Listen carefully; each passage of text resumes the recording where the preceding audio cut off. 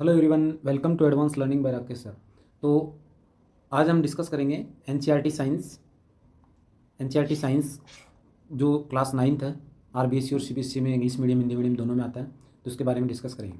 तो ये जो चैप्टर 5 चल रहा था, इसका पार्ट 5, पार्ट 1 to 4 अपन कर चुके हैं।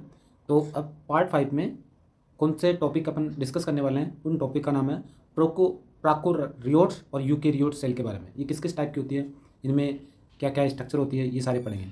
तो नेक्स्ट अपन जैसे स्टार्ट करते हैं, तो प्रोकैरियोट सेल क्या होती है। प्रोकैरियोट सेल को अपन क्या कहते हैं, तो प्रोकैरियोट सेल उस ऑर्गेनिज्म, मतलब ऐसे कुछ ऑर्गेनिज्म होते हैं जिनमें क्या होता है, न्यूक्लियर मेम्ब्रेन नहीं होती। एक तरह से जो न्यूक्लियस होता है वो सही से डिफाइन नहीं होता, उसके चारों तरफ मेम्ब्रेन नहीं होती, उनको सबको उस सेल को क्या बोलते हैं, प्रोकैरियोट सेल कहते हैं। और ऐसे ऑर्गेनिज्म को प्रोकैरियोटिक ऑर्गेनिज्म कहते हैं। तो ठीक है, ऐसे ही इसी नेक्स्ट एग्जांपल है, ये प्रोकैरियोट्स किस में होती है, बैक्टीरिया में, इनमें होती है सेल। और यूकेरियोट सेल क्या होती है, यूकेरियोट सेल उस टाइप के ऑर्गेनिज्म में होती है जब न्यूक्लियर मेम्ब्रेन अच्छे से प्रेजेंट हो और उसका न्यूक्लियस भी अच्छे से डिफाइन हो, तो उस तरीके से उसको क्या बोलते हैं, यूकेरियोट सेल कहते हैं। मतलब जिन जीवों की कोशिकाओं में परमाणु झिल्ली होती है वो क्या कहलाते हैं, यूकेरियोट्स कहलाते हैं हिंदी में बोले तो। ठीक है, नेक्स्ट अपन ने देखा कि प्रोकैरियोट्स और यूकेरियोट सेल क्या होती है।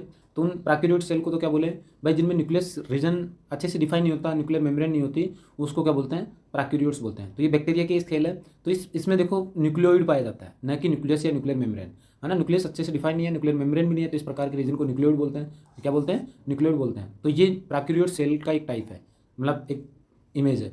अब ये यूकेरियोट सेल है, तो यूकेरियोट सेल में न्यूक्लियस अच्छे से डिफाइन होता है, इसके चारों तरफ न्यूक्लियर मेम्ब्रेन होती है, सारे मतलब जो भी ऑर्गेनेलिज हो वो सारे प्रेजेंट होते हैं। तो इस तरीके से अपन न्यूक्लियस के बारे में, मतलब जो प्रोकैरियोट्स यूकेरियोट सेल के बारे में डिस्कस कर चुके हैं। तो अपन ये जो सेल क्या होती है, एक बेसिक सेल के बारे में थोड़ा सा रफली पढ़ लेते हैं कि सेल बेसिक स्ट्रक्चरल या फंक्शनल यूनिट होती है किसी भी लिविंग ऑर्गेनिज्म की।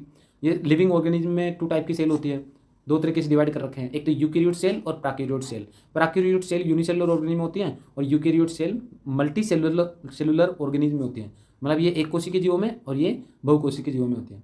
जो प्रोकैरियोट सेल होती है उसमें सिंपल सेल होती है, लेकिन जो यूकेरियोट सेल है वो कॉम्प्लेक्स सेल होती है। और जो प्रोकैरियोट सेल में जो डीएनए फ्लोटिंग न्यूक्लियर मेम्ब्रेन भी होती है और प्रोकैरियोट्स में न्यूक्लियर मेम्ब्रेन नहीं होती है। ये टिपिकल बैक्टीरियल सेल होती है और ये बैक्टीरियल सेल में मिलता है। ये प्रोकैरियोट सेल बैक्टीरियल में होता है, बैक्टीरियल सेल होती है। और ये जो यूकेरियोट सेल होती है प्लांट सेल, एनिमल सेल होती है। ठीक है, तो इस तरीके से अपन इनके बारे में, प्रोकैरियोट्स और यूकेरियोट्स के बारे में डिस्कस करें। तो जो भी प्रोकैरियोट सेल होती है उसमें ये न्यूक्लियोइड होता है और बाकी ऑर्गेनिज्म इस प्रकार होते हैं। और जो यूकेरियोट सेल होती है वो प्लांट सेल में तो ये न्यूक्लियस प्रेजेंट होता है, एनिमल सेल में भी न्यूक्लियस प्रेजेंट होता है, इनके चारों तरफ लेयर भी होती है, न्यूक्लियर मेम्ब्रेन भी होता है, सारी चीज़ें प्रेजेंट होती है। प्रोकैरियोट सेल जो होती है वो स्मॉलर होती है यूकेरियोट सेल से। प्रोकैरियोट सेल यूकेरियोट सेल से छोटी होती है और सब सेलुलर स्ट्रक्चर होता है एक तरह से। ठीक है, तो इस प्रकार प्रोकैरियोट्स और यूकेरियोट सेल में अपन डिफरेंस बता सकते हैं। एक और इस तरीके से भी अपन प्रोकैरियोट सेल में और यूकेरियोट सेल में डिफरेंस बता सकते हैं कैरेक्टरिस्टिक के आधार पर।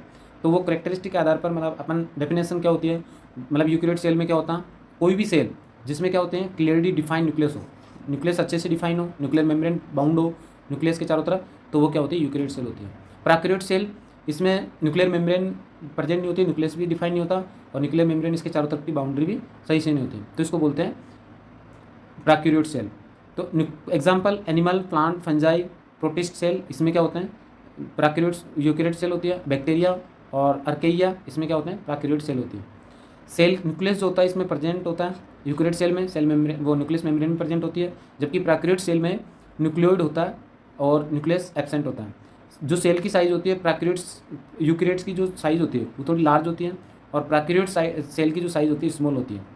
डीएनए रेप्लिकेशन यूकेरियोट सेल में हाईली रेगुलेटेड होता है और जो प्रोकैरियोट सेल में यहाँ पे थोड़ा सा मतलब कम रेप्लिकेट होता है। ऑर्गेनिज्म टाइप इसमें यून मल्टी सेलुलर ऑर्गेनिज्म होते हैं यूकेरियोट सेल में और प्रोकैरियोट सेल में यूनिसेलुलर ऑर्गेनिज्म होते हैं। क्रोमोसोमल जो पार्ट होते हैं वो मोर देन 1 क्रोमोसोम होते हैं यूकेरियोट सेल में और प्रोकैरियोट सेल में 1 लॉन्ग सिंगल लूप होता है डीएनए का, है ना। ठीक है, और नेक्स्ट जो राइबोसोम लार्ज होता है, इसमें यूकैरियोट सेल में और स्मॉल होता है प्रोकैरियोट सेल में। ग्रोथ जो जनरेशन टाइम स्लोअर होता है यूकैरियोट सेल में और फास्टर होता है बैक्टीरियल। ऐसे बैक्टीरिया फास्टली ग्रोथ करता है। ऑर्गेनेलीज इसमें प्रेजेंट होते हैं सारे, इसमें कुछ ऑर्गेनेलीज एब्सेंट होते हैं।